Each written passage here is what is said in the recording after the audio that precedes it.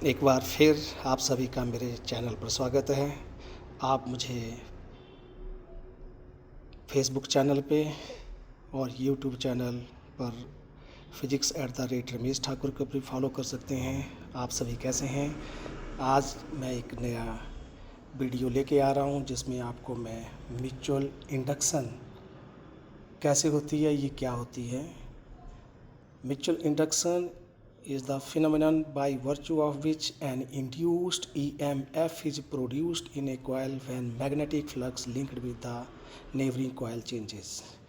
ये mutual induction कि जब हम दो कॉइल्स होती हैं, देखो यहाँ पर ये म्यूचुअल इंडक्शन का एक एक्सपेरिमेंट है। इसमें आप ये दो कॉइल्स हैं, इनको आप एक कॉइल जिसको मैंने 220 वोल्ट 50 हर्ट्ज एसी सोर्स के साथ जोड़ रखा है। जैसे मैंने इसको इस स्विच के साथ जोड़ रखा है, यहाँ से मुझे 220 वोल्ट 50 हर्ट्ज एसी सप्लाई मिल रही है। इसको मैं प्राइमरी कॉइल बोल सकता हूँ। इसमें नंबर ऑफ़ टर्न्स का अलग अलग फ़र्क हो सकता है, टर्न्स दोनों में कम ज़्यादा हो सकते हैं। अब देखो, जब इसको मैंने एसी मेन के साथ जोड़ दिया है, ओके, और होगा क्या कि जब मैं इसको इस कॉइल को दूसरी कॉइल के नेबरहुड में लेके आ रहा हूँ, तो आप देख रहे हैं कि ये जो एलईडी है यहाँ पर ये ग्लो कर रही है। देखो ये ग्लो कर रही है क्योंकि जब मैं इस एक कॉइल को, क्योंकि एक कॉइल में क्या कर रखा है, मैंने एक कॉइल को जोड़ रखा है 220 वोल्ट 50 हर्ट्ज एसी सप्लाई के साथ, लेकिन दूसरी कॉइल को मैंने किसी सोर्स के साथ नहीं जोड़ रखा है।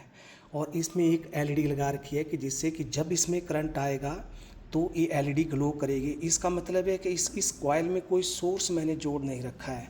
और जब हम एक कॉइल जिसमें करंट पास कर रखा है कि जब हम इसको इसके नेबरहुड में लेके आएंगे, देखो इसको नेबरहुड में जब हम लेके आए तो ये दूसरी वाली एलईडी ये ग्लो करने लगी। देखो ग्लो कर रही है।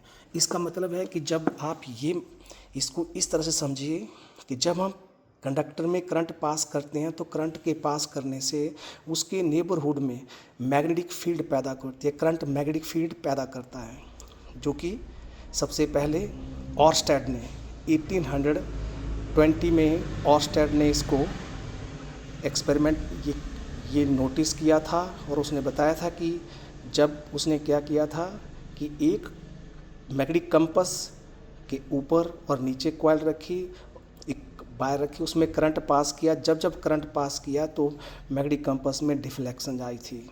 तो उसने कहा था कि भाई ये कन्फर्म है कि मैग्नेटिक फील्ड करंट पैदा करती है, और उसी का फ़ायदा हम यहाँ उठा रहे हैं। तो इंडक्शन हो रही है, मतलब एक कॉइल जिसमें करंट है, दूसरी जिसमें करंट नहीं है, उसमें भी करंट आ जाता है। तो इसका मतलब है कि जब इस कॉइल में क्योंकि जब इसमें करंट पास करेंगे तो करंट पास करने से इसमें मैग्नेटिक फील्ड पैदा होती है। और मैग्नेटिक फील्ड का एक ऑरा होता है जिसको हम बोलते हैं मैग्नेटिक फ्लक्स, है ना। मैग्नेटिक फ्लक्स पर number of magnetic field lines passing through an unit area in a direction normal to that area.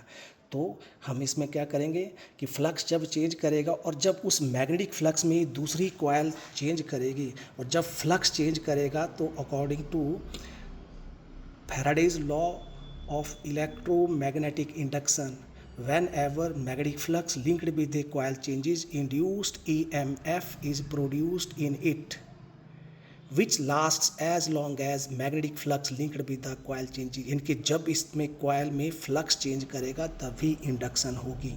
अब इसमें देखो इंडक्शन हुई, जब ये फ्लक्स चेंज करेगा, इसका फ्लक्स इसके साथ लिंक कर गया तो हमारी कॉयल ये इसमें एलईडी ग्लो करना शुरू कर जाएगी। तो ग्लो कर रही है ये। लेकिन जब इसके नेबरहुड में आएगी, जब इसकी मैग्नेटिक फील्ड में आएगी, तो इसका मैग्नेटिक फ्लक्स करंट के चेंज करने से इसका मैग्नेटिक फ्लक्स जब इसके साथ जुड़ जाएगा तो ही इंडक्शन होगी। और इंडक्शन के लॉज फैराडेज ने दिए थे, दो लॉ थे। और जो पहला law definition, whenever magnetic flux linked with a coil changes induced EMF is produced in which last as long as magnetic flux linked with the coil changes.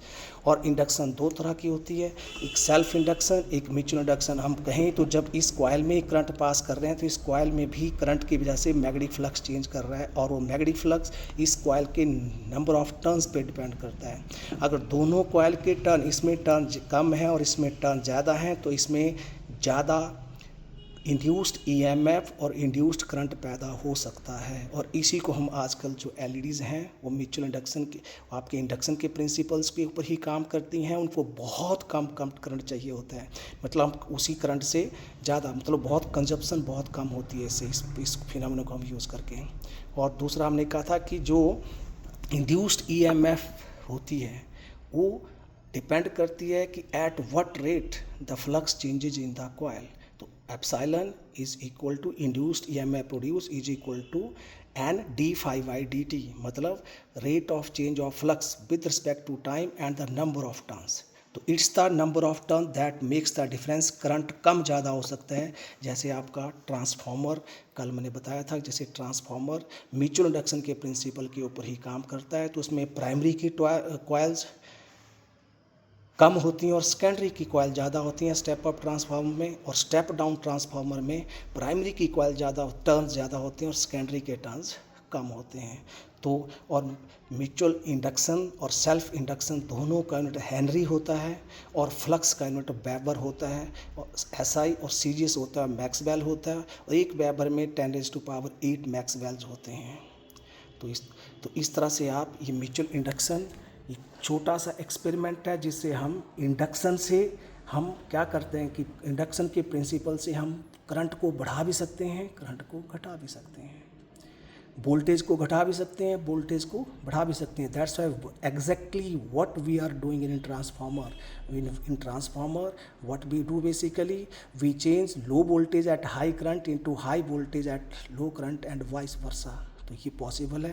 तो ये म्यूचुअल इंडक्शन का experiment से आपने देखा कि एक coil में जिसमें एसी जुड़ रखी थी, एक में कोई सोर्स नहीं है, उसमें भी फ्लक्स आया, फ्लक्स चेंज हुआ, इंड्यूस्ड ईएमएफ और इंड्यूस्ड करंट पैदा हुए, उस इंड्यूस्ड करंट की वजह से इसमें एलईडी ग्लो करने शुरू कर गई थी। Thank you very much. इसका ये छोटा सा वीडियो था, इसको लाइक करो, पसंद आया तो अपने व्यूज़ अपने जरूर देना, और ऐसे ही वीडियो में डालता रहूँगा। Thank you very much. Thank you.